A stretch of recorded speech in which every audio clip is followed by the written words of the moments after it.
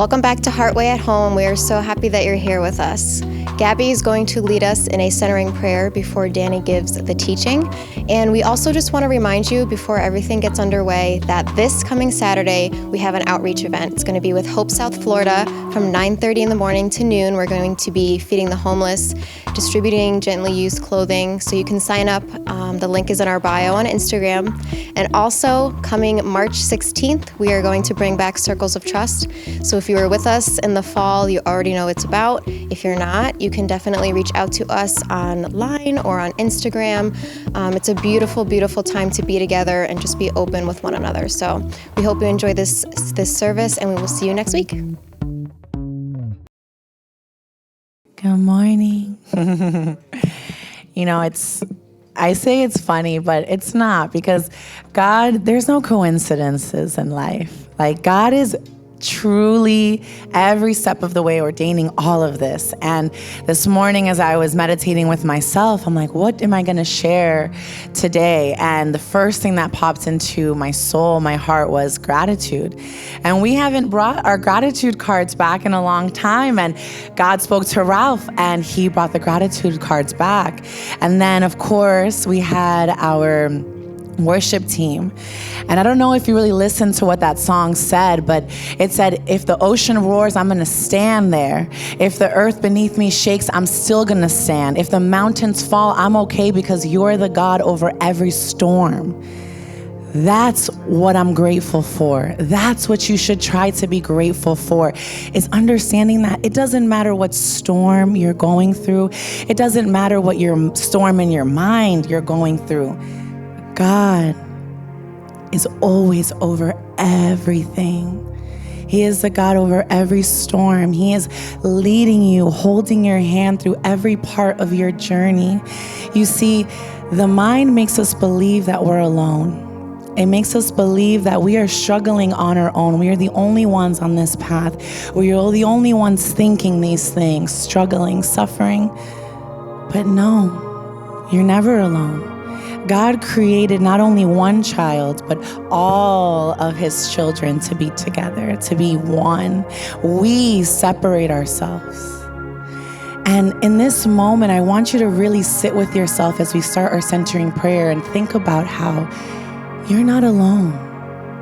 God is always with you. His love can embrace you fully through the darkest and deepest moments of your life. You're never alone. And if you truly open up your eyes and your hearts to see, you're going to see God in each and every one of us. That's the beauty of God. He created all of us in his image, right? We're all God conscious. We all have that love within us. So I just wanted to remind you of that today, because it spoke to me so clearly that that's what I'm grateful for today. I'm grateful that I have the faith in God to know that no matter what I go through, no matter what life is being put in my way, I'm strong in God's love and his support. And I want you today to feel that as well. So let's find ourselves in this nice, comfortable position. And I want you to allow your spine to be long, so no slouching, because then you fall asleep.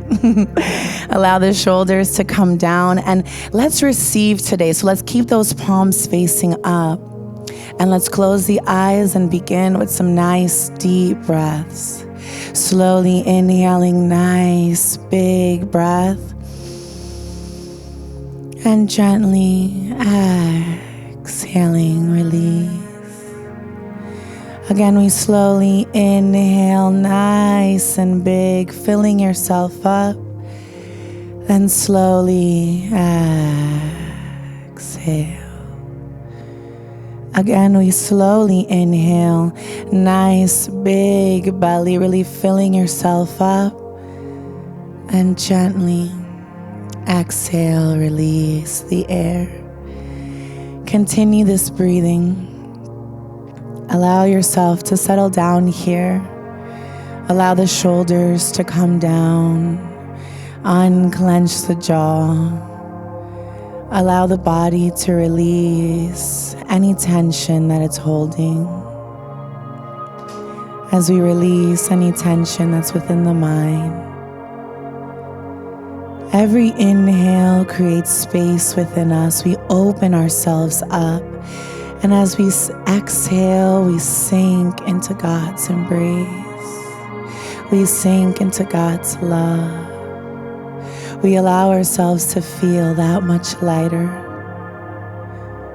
We bring gratitude into this very moment, being grateful for this very breath that God has given us, blessed us with, the grace that He gives us every day for forgiving us through anything that we do. God has already let go of all that you've done. He's not worried about what's coming next. He loves you. He supports you. He wants you to create space within yourself to breathe, to connect back with Him, feeling all of His love, connecting just a little bit deeper. Release all the tensions of the body. Release all the tensions of the mind. Allow yourself to know that you are whole, that you are complete, that there is nothing you need to do to earn God's love. For it is inherently yours. Just like your breath, His love is within you, moving in and through you every day.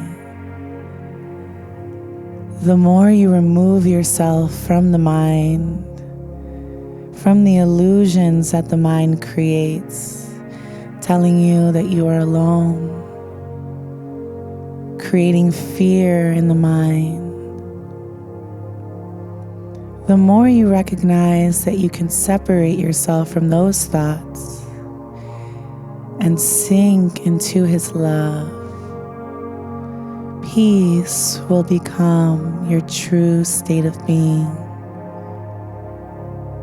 Stillness will be the space in which you live in. Allow yourself to let go just a little bit more. Let go of all that you've done. Don't worry about what's to come. Just connect deeply with this breath right here, right now. Let's all take another deep breath, slowly inhaling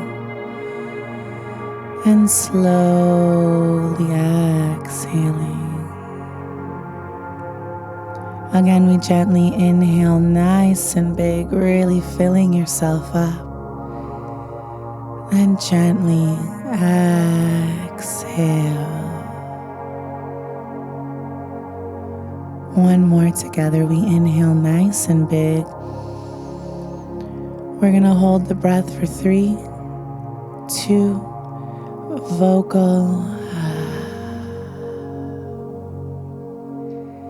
With all this space that you've created within yourself,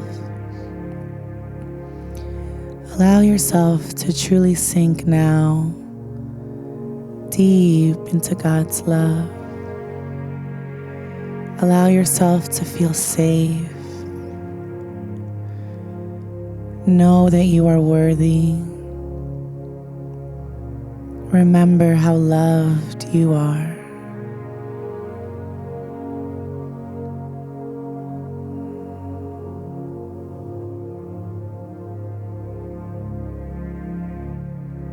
As we take another deep inhale, really fill up that belly nice and big.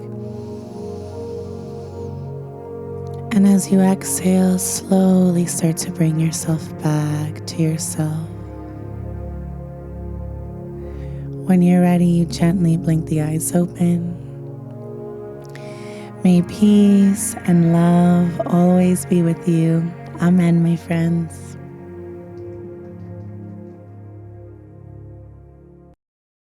All right, good morning, everybody. Happy Sunday. How are we feeling? Relaxed, de-stressed, cold? Oh, well, I'm so happy you're here. My name's Danny, and I have the wonderful opportunity of leading this community called Heartway. We've been doing this for about 6 years now, and our vision is to help people discover themselves in God and transform the world through love. And of course, the world will never be transformed until you are transformed, because transformation always happens from the inside out. And one of the many things that binds us together as a community is our common desire and passion to experience spiritual transformation. And if you think about it, there's a lot of things that people can be interested in as human beings. Why are we interested in this? Right? Like, there's a lot of stuff we could be interested in, a lot of stuff that can occupy our mental space and energy. But all of us in this room and a ton of people who are catching us online and listening to our podcast are interested in matters of spiritual transformation and evolution. Normally, we get to this place of being interested in this kind of stuff because life gets so hard, things get so tough, we suffer so much that we want a way out. And that's when we begin this journey and search for God. All of us as human beings have a longing for transcendence, to experience transcendence. To transcend is to move beyond. We all want to move beyond our despair. We all want to move beyond our lack of meaning and purpose. We all want to move beyond the suffering that is created by our mind. But how do we do it? We don't know how to cultivate these spiritual qualities that can enable us to move through life with a sense of peace and stability. But that's what we want more than anything. What we want is fulfillment. What we want is meaning. What we want is depth.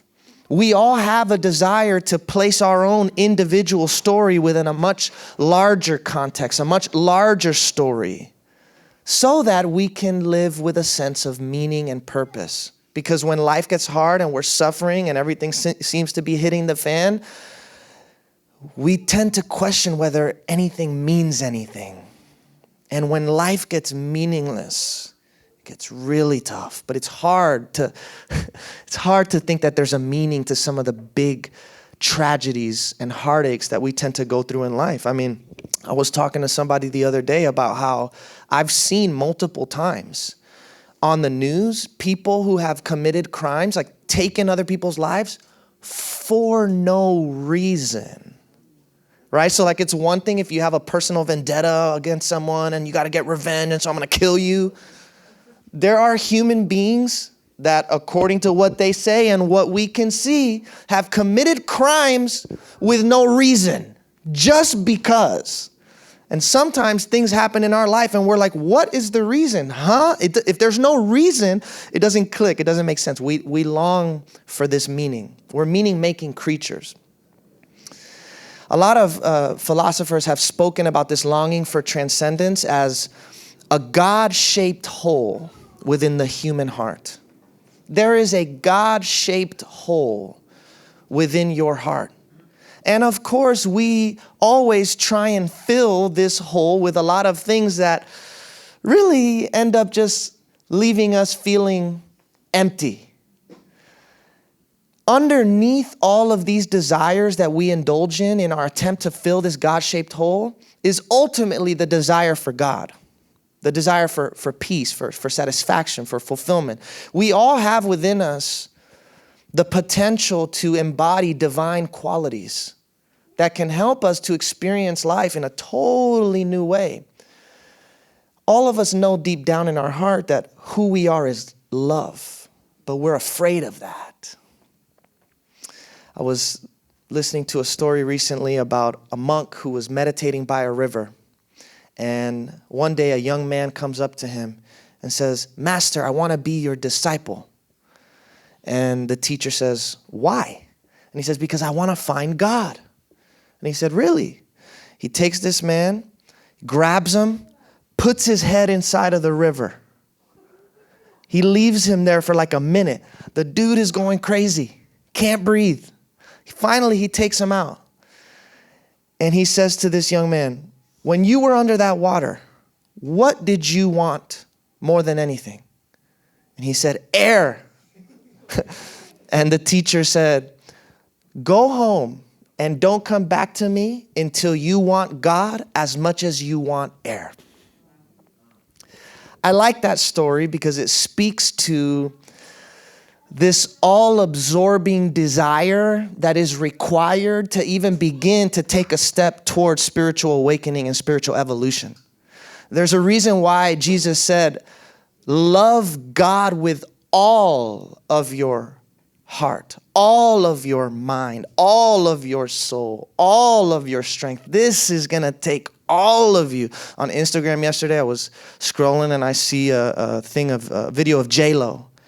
And the interviewer was asking her, like, how did you get all of this success? It must be because you work really hard. She's like, no, it's not just because I work hard. She's like, I work harder than everybody else in the room. She's like, when everybody's sleeping, I'm up, I'm grinding. And she's like, it takes that kind of just relentless pursuit and work ethic to attain this kind of success. And my mind only translates everything into spirituality. So I'm like, oh yes, that's awesome. Like that kind of hustle is awesome to make money. And also that kind of drive, that kind of passion, that kind of all-absorbing desire for God is what will enable you to move on to another layer of depth within your spiritual growth and evolution. It's gonna take all of you. Jesus one day went up to a man, and we'll see the scripture here in the Gospel of Luke, and he asked this man to follow him. But the man replied to Jesus and said, Lord, first, let me go and bury my father. Like I've got some really important matters I've got to take care of before I can follow you. And Jesus responds with this really cryptic saying. He says, let the dead bury their own dead. What I get from this is when your life takes on a spiritual orientation, there is a radical shift in your values and in your priorities. When you want God as much as you want air, your attention shifts, your focus shifts totally. And you begin to transform all of your material and physical desires into spiritual aspirations. Not that your desire for material and physical things goes away. Shout out to the baby. We love babies. So, not that your desire for material or physical things goes away, but you just now have a higher desire. You have something that you want more than just the pleasure and the nice stuff. There's something else that you long for even more. The experience of God, to know God, to walk with God. The thing is, we look everywhere for something that only faith in God and the love of God can give to us. That's why we never feel like that God-shaped hole is filled, because it's only faith in God. It's only the love of God that can give to us what we are looking for in terms of meaning, satisfaction, fulfillment. These are the deepest questions of life. I want to read to you this quote from a Hindu mystic and yogi. He says, be afraid of nothing, hating none, giving love to all, feeling the love of God, seeing his presence in everyone, and having but one desire, for his constant presence in the temple of your consciousness. That is the way to live in this world. There's a psalm where David actually says very similar words about having only one thing that I desire, to dwell in the house of the Lord forever. one desire, single-minded desire. And everything else in your life becomes subservient to this. And it sounds like, yes, I'm letting go of so much stuff to follow this spiritual path, but no, you don't understand. This is the most important part of everything. If you get this right, that flows into everything else that you do in life. It adds value to everything that you do in life. So I was listening to a podcast this week. My friend started a podcast called Hell Has an Exit. His name is Brian, and he's a recovering addict. And he's been now clean for a lot of years. I think maybe 12, 13 years. It's amazing. Very successful dude. And on this podcast, he was talking about how addiction never goes away. He's like, I'm 13 years into this, and addiction, it doesn't go away, but it can be leveraged, he said. And then he even said, this is what stood out to me. He's like, addiction can actually be a superpower. He said, we've just had the knife turned the wrong way. I said, wow. He said, addiction can be a superpower. We just had the knife turned the wrong way. All of us are creatures of habit. We are creatures of desire. And we are all addicts in our own way. We all, as human beings, have addictive tendencies. Let's just be honest about it, right? We all have addictive tendencies. Spirituality is about directing those addictive tendencies towards your pursuit of God, towards the realization of truth. I love this quote from Jordan Peterson. Anybody know this guy? He's pretty interesting. He says, you positively need to be occupied with something weighty, deep, profound, and difficult. The first part of this is really important. We need to be occupied. Like the mind has to be occupied. You're going to occupy yourself with something. Most of what we tend to occupy ourselves with brings a sense of emptiness. The more we get it, the more we want. We always feel like we're in lack. We need to be occupied with something. The question is, what are we going to be occupied with? The soul, the heart longs to be occupied with something weighty, deep, profound, difficult. And what could be more weighty? What can bring more depth of meaning to your life than to explore yourself? Exploring yourself is the greatest adventure. Knowing God is the greatest feat. What could be more meaningful in a human existence than to make all of life one big learning experiment about how to live wisely and at peace in this world? That aspect of spiritual growth and transformation brings a meaning that is weighty and deep and profound and intensely difficult and challenging. But the challenge is always just you. Instead of competing with the world, instead of competing with everybody in society, you're just competing really with yourself. Growing, learning, changing, adapting, learning new things. And what I love about what the scriptures say about getting on this spiritual path and journey is that you were on this spiritual path before you even knew you were on it. You were on this path before you even knew you were on it. The scriptures use the language of calling. Look at this passage of scripture. You got us? Galatians 1:15. But God, who set me apart even before birth and called me by his grace, chose to his great delight to reveal his Son in me. Your spiritual journey started when you were born, not when you decided that you were now going to be a spiritual person. And the further along you get on the path, when you look back, you realize, oh my God, before I was even consciously taking steps towards God, God was taking steps towards me, which is where we get all this language in the scriptures of God chose me. You didn't choose God. God chose me. And notice the end of Galatians 1:15. He chose to his great delight to reveal his son in me. Right? That's what this is. We are waking up to the Christ nature within us, to the presence of God's Spirit within us. Jeremiah 1:5, I chose you before I gave you life, and before you were born, I selected you.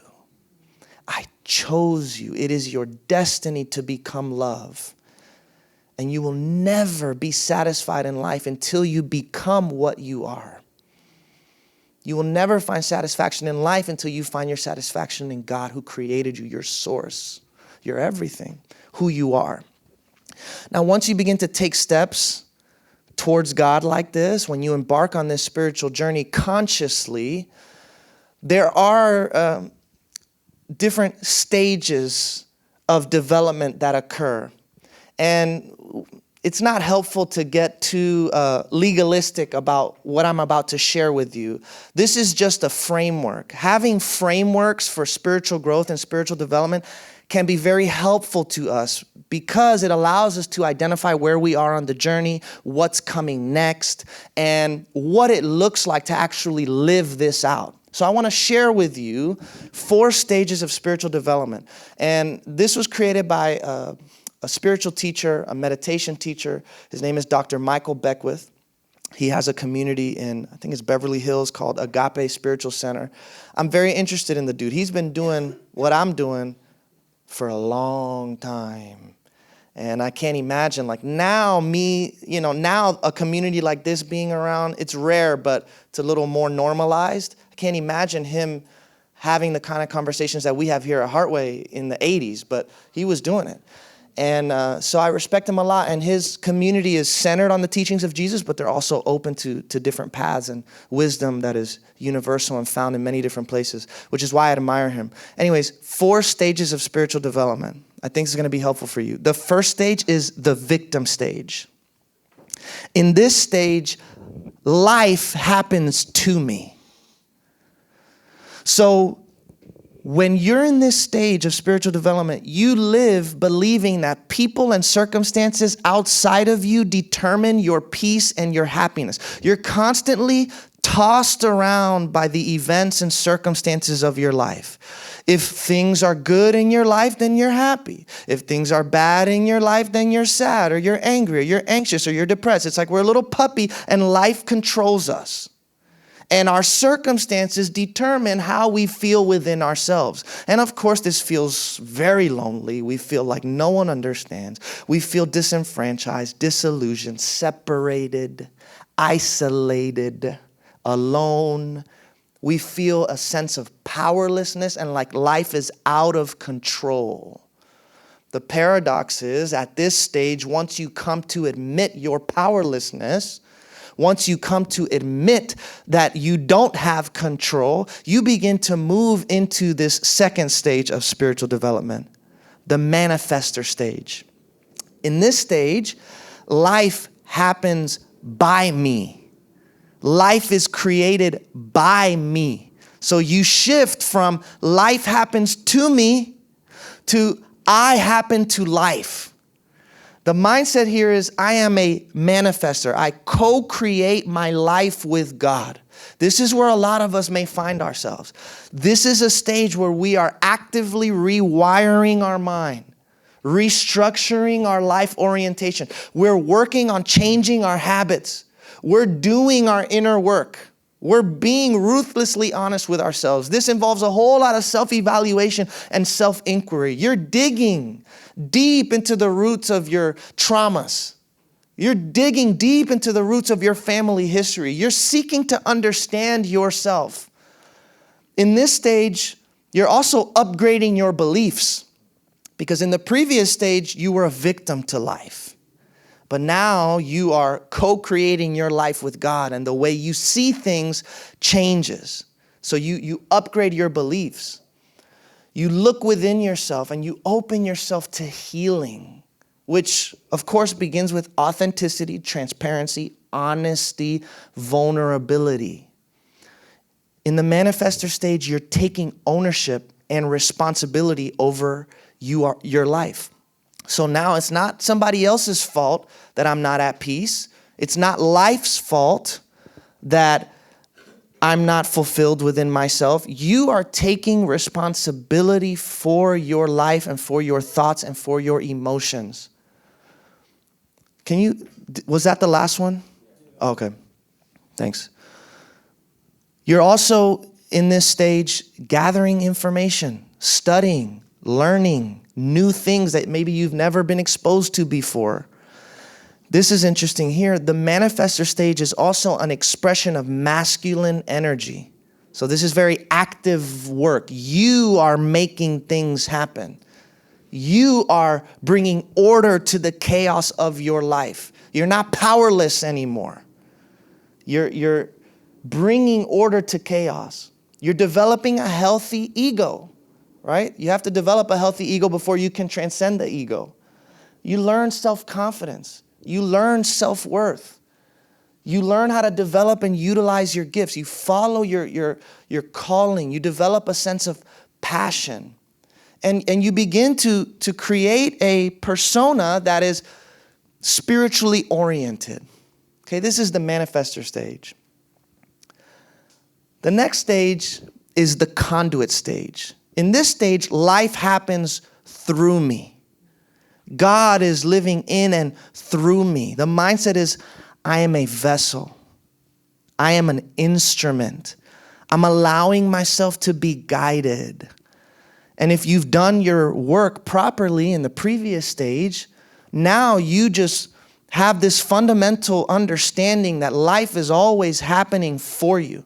It's all working out for your good. It's all contributing to your spiritual evolution. So you don't see anything in life as being against you. Again, it's God working in you and through you. And because you see that as the reality within yourself, you see this in everyone else as well. It's God through them as much as it is God through you. You realize that everything in your life is there to build you up. And I love this. You can relax into who you are. Not because you're perfect, but because you're totally okay with your imperfection. I love that I was having a conversation with this guy who's been a chaplain in the military for like 25 years.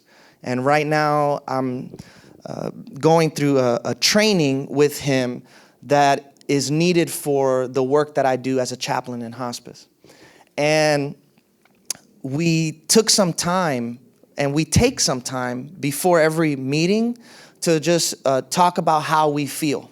And so he pulls up like this wheel of emotions, and we all like look at the different emotions that are on there, and we select the emotions that resonate with where we are now. And this guy, I guess, was going through a rough week, and he was sharing that he was, he was anxious, and he was a little angry, and he felt the way that he felt, anxious and angry and something else. And somebody else in the group was trying to like make him feel better. And he said, "Oh, no, you don't get it. I don't judge myself for feeling like this. Like, I'm just telling you, I feel like this, but I don't judge myself for it." And I love that. He could talk so openly, so freely about how he feels right now in this moment without any condemnation, without any guilt. We don't share and open up about how we feel because we feel bad about feeling bad. Right? We don't have to feel bad about feeling bad. Just feel bad. Don't judge yourself for it. Be okay with it. Accept that it's there. This is how you can really just start relaxing into who you are. Because you see the grace of God in your imperfections. You see the grace of God in your weaknesses. You understand that it's a part, the whole package, the good and the bad, the light and the dark, sinner and saint, is your reality. And you're okay with all of it. So you begin to develop a sense of effortlessness. There's an effortlessness to life. In the previous manifestor stage, there's a lot of effort that you put toward, changing your life and moving it in a new direction. But in the conduit stage, it's like a letting go. You become connected to your heart, and living from this heart space becomes natural and authentic. You're not like trying to be a spiritual person anymore. It's natural, it's normal, it's who you are. But again, it's because you've put in all of this work. You develop a sense that your life is a channel through which God is expressed. In the scriptures, there are some really fascinating stories about people, really important people in the scriptures, who have like encounters with God. And after they have these encounters with God, the scriptures say that their face would begin to shine with a bright light.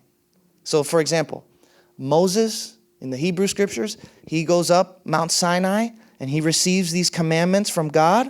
And when he comes back down the mountain to the people, the scriptures say his face was shining, light bursting. Jesus at one point goes up to a mountain with a couple of his disciples, and he has this encounter with God, and all of a sudden, it's called the transfiguration. You know, the scriptures say that Jesus just began to beam with light. There's another story in the book of Acts about a man named Stephen. He's actually getting persecuted and put to death because of his beliefs. And right before he passes away, he looks up to the heavens, he hears the voice of God, and the scriptures say that his face began to shine like that of the angels. What is this imagery and metaphor trying to convey? I believe it's this. It's this sense that our life is a channel through which God is expressed. When Jesus said, I am the light of the world, he also said to the people he was teaching, you are the light of the world. So you were created to shine the light of divinity in and through your life, so that when people see you, they get a glimpse and they get a taste of God. Right? So this is a beautiful place to be in life, when you understand that God is shining through you. And again, I love that this is not just because I'm a goody, two shoes, perfect person. No, even when you mess up, how beautiful a human being that can walk through their failures with a sense of humility and own up to the things they've done and make amends and make corrections and understand that they don't have it all right, and they don't try and justify their behavior. They're willing to acknowledge that they're not perfect, that there's room for growth and evolution. That is the glory of God shining through a person, even when they sin, even when they do what they are not supposed to do, because of that beautiful humility. The conduit, remember, if the manifestor stage is an expression of masculine energy, I'm making things happen. The conduit stage is an expression of feminine energy. You are yielding to life. You are allowing life. You are surrendering to life. This is so important in our culture, in our world, really from the beginning of human history. Masculine energy has been idolized. The dominance and the power that comes with masculine energy. I mean, sometimes I've had conversations with women who seek to embody that because they feel like they have to. Because this is what success is. This is what power is. I've got to be dominant. I've got to be independent. There are such good qualities about that. There are very good qualities about that. But the greatest spiritual teachers have always said that the power is in the feminine, not the masculine. The true power is in the feminine, not the masculine. Lao Tzu, who was a philosopher who wrote the Tao Te Ching, in those series of texts, he has this very interesting statement where he says, know the masculine, but stick to the feminine. And this is advice for males and females. Know the masculine, and you utilize that as it is needed, when it is needed, if it is needed. Know the masculine. Know how to step into your power. Know how to make things happen. But stick to the feminine. allow, yield, surrender. This is Jesus saying, not my will, but your will be done. And so you shift from making things happen to letting things be. And you can make things happen and let things be at the same time too. That's what's really cool when you start understanding this. It all works together. Because now when you step into this masculine energy and you are making things happen, you're not attached to the outcomes anymore. And there's not a sense of identity tied around what you accomplish and don't accomplish, what you get done and what you don't get done. You do it and you give yourself to it fully and you say, the results are in God's hands. And the results don't define who I am. Letting things be. In the previous stage, you upgrade your beliefs. You get some healthier beliefs that can help you navigate through the world better. In this stage, you transcend beliefs. What I mean by that is you are no longer creating an identity around any sort of belief system. You understand in humility that all of your beliefs are subjective beliefs, and you believe what you believe because it works for you, but you're not trying to convince everybody about how right you are and how wrong they are. You don't need to convert anybody anymore. You're actually transcending beliefs through love, which means you are able to connect with anybody regardless of their beliefs because you're not clinging that tightly to your own anymore. And you have a good set of beliefs, like I said, that you kind of live by. But you're also open and willing to change and adapt and grow and look at things in a different way. This is an open mind. It's an open mind. The open mind is a beautiful mind. Before we get to this flow stage, there was a quote that I read the other day from an Indian philosopher who said, to find God, you must welcome everything.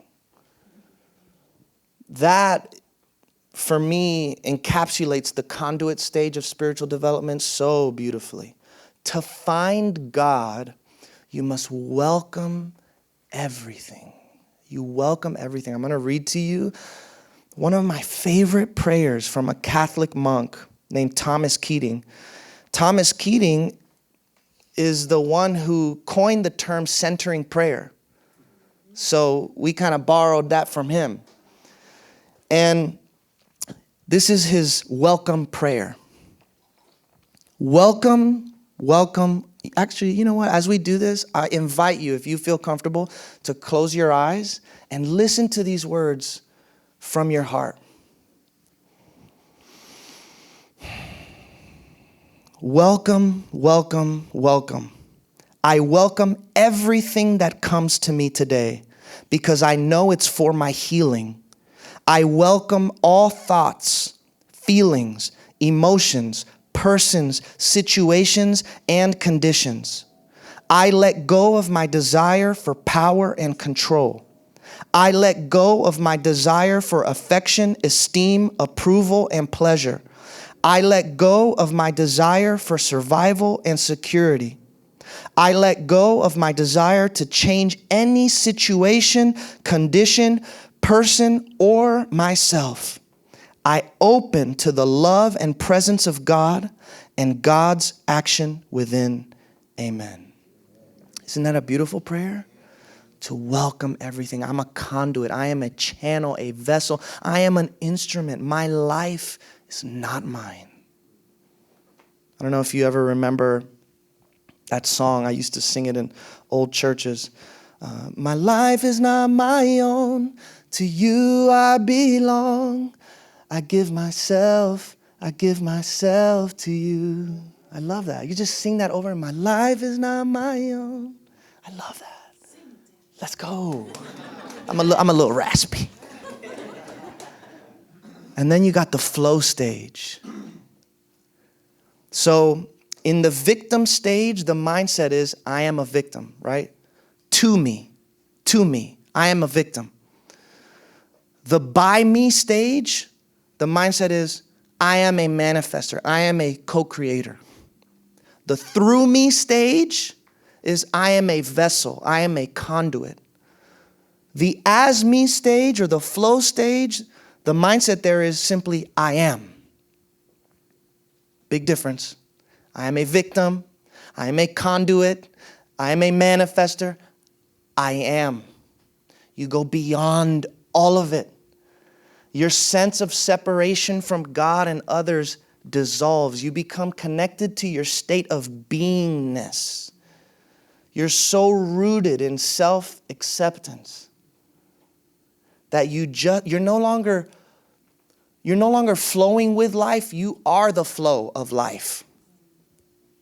You feel your divinity and your oneness with God and everything. You lose the sense of ownership over your life. Interesting as you contrast this with the manifester stage, right? Where it's like, yeah, I take ownership over my life. I take responsibility over my life. The flow stage is, I have no ownership or responsibility of my life again. But this time it's not as a victim. It is as someone who has been rooted in their identity in God. And my life is an expression of God's life. My life is an expression of God's life. It is God it's not me doing anything, it is God doing it in me and through me. You no longer make things personal anymore. In the flow stage, your sense of self is no longer tied up in what you do or don't do, what you achieve or earn or accomplish or accumulate. Your identity is purely in God. In the flow stage, you even have to let go of your spiritual identity. Even the spiritual identity that you've spent all this time building up, yeah, now you get rid of that too. Spiritual. Really. It's just, you're rooted and you're just connected to your humanity. You're deeply connected to your humanity.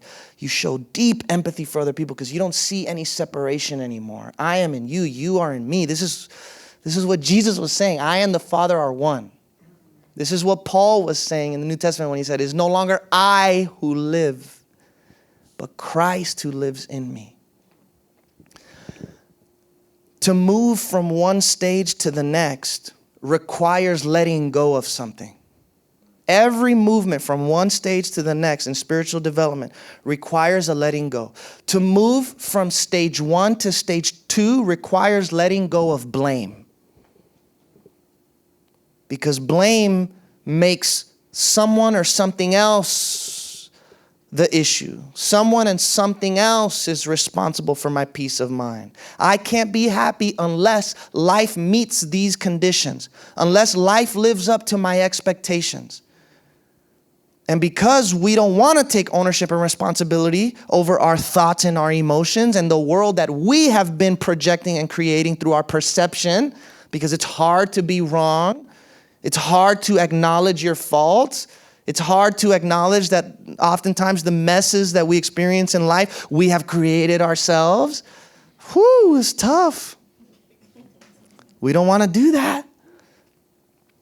And because of that, we blame. So to move from the victim stage to a conduit stage requires letting go of blame. To move from to the manifester stage. To move from the manifester stage to the conduit stage requires letting go of control. Letting go of control. When you desire something deeply in life, you put all of your energy into pursuing that thing. You want to grasp it. You want to possess it. You want it to be yours. You want to hold it. When it comes to God, you cannot possess God until you let go.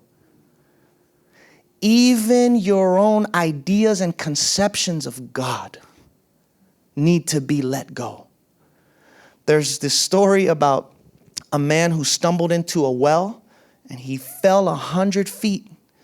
As he was falling, somehow he was able to grab onto a root. And he was holding on for dear life. His grip was getting weaker and weaker. And he looked up to the heavens and he said, "Is there anybody up there?" All of a sudden, he hears this voice come through the clouds. "I am the Lord. I am God. I am here. Let go of the root and I will save you." The man thinks for a moment. He looks back up and he says, "Is anybody else up there?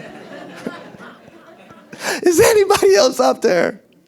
We like talking about letting go, but actually doing it, it's like, is there any other way? No. You've got to take a free fall into the abyss. You got to take a free fall into the void. You just got to let go utterly and completely. This is why spiritual teachers talk about this as a death. It is a death. You die to who you think you were. You die to what you thought life was, and you wake up to a totally new understanding of what life is. But it requires letting go. The fourth stage, that movement from the conduit stage to the flow stage, requires letting go of identity. So you move beyond persona. It's like you don't identify with what you do, your career, your name, your body, your mind. Again, this is an identity that is purely rooted in God. You don't take your own character in life too serious.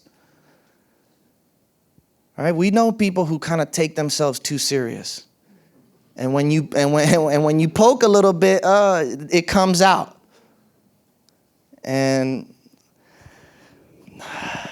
life becomes a lot smoother and easier when you don't take yourself too seriously, when you can laugh at yourself a little bit, when you understand that this is just a character that you're playing. And this character will change and develop over time. Who you are now is not who you're going to be tomorrow. So you just kind of remain open to this unfolding. I'm really interested to see who I am and who I'm turning out to be. And when you don't have like a really solidified identity in anything, you can be whatever anybody else wants you to be. So if somebody says, oh, that guy Danny, he's a fraud. That guy's a fake, dude. That guy is a fake. I guess, maybe. I can see how you would say that. Yeah. It's like, what? And what can anybody say to you that you will be against? You don't have anything to defend. You don't have an identity that you're trying to defend. I don't have a persona that I'm trying to give off. I am what I am. I am. And I can only be what you think I am in your mind. And I can't change that. And I don't really have any sort of identity I'm sticking to really tightly that I need you to believe. I'll be whatever you want me to be. And I let myself be what I am.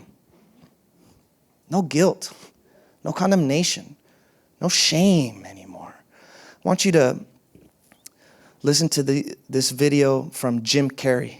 Very interesting character, this guy. Yeah, well, have a seat here, Jim. How you doing? Good, man. How's life? Everything good? You know, it's so beautiful. It really is, especially when I'm absent from it.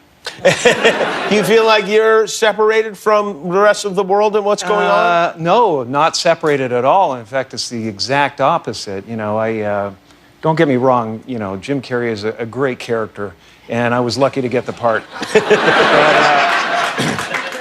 But I don't think of that as me anymore. You don't? Not at all? Not really, no. I used to be a guy who was experiencing the world, and now I feel like the world and the universe experiencing a guy. I think we got a little taste of that just a moment ago, yeah. Very interesting words, huh? What's funny to me about that is that as he's saying this, people think he's being funny. He's probably dead serious. He's literally, if you've listened to him speak and he wrote a book, he's serious. I've seen videos of like, Jim Carrey's going crazy. And they show clips of him talking about his spiritual journey. Fascinating. That to people, they think this is a joke. This is funny. Nice joke, man, Jim Carrey. This is his newest act. He's killing it. He was so funny, man, on Jimmy Kimmel. But you understand what he's saying. He's like, it's better when I'm absent from it. And Jimmy's like, wait, do you feel like separated? He's like, no, the complete opposite. It's a deep connection, the deepest connection that you could ever have. I feel so connected to everyone because I am out of the way. I'm not holding on to my sense of I anymore. I'm flowing with life. So these are the different stages of spiritual development. wherever you may find yourself in these stages, embrace where you are. Because of the way that this is presented, it's easy to think that this is like a linear progression, but we move back and forth between these stages all the time in different seasons of our life. And also, one stage is not better than the other. It's not like you get brownie points or something, because you're in the flow stage and now you're better than the person in the victim stage. No, all of the realities of the flow stage are true of you even in the victim stage. You just don't know it. You're not aware of it, but you are one with God. You know what I mean? And everything is happening for you. You're just not aware of it. So it's not that people who are in the flow stage are better. And also, too, once you actually start experiencing in your life conduit stage and flow stage, like if you talk about it too much, you're not in it. We're just talking about this because it's helpful, but don't tell yourself, oh yeah, I'm just the flow stage, man. I'm not in the victim stage anymore, yeah, the conduit stage was nice, but now I'm one with God, bro. I'm one with the universe. And that, this is why so many spiritual teachers just talk about the uselessness of words. And I understand that a lot, because it's like you can hear these words and you can say these words and they aren't actually true to your way of life. You don't actually live them. You don't actually embody the words. This is why it's so easy to get confused and distracted by the words. Anybody can talk like this. Anybody can say these wonderful words. Go to YouTube. I'll give you all the link. Go to YouTube, buy a couple books, write some notes, and you can talk like you're an enlightened guy or gal. You know what I mean? But Jesus said, you will know them by their fruits. That was the most important part. You will know them by their fruit.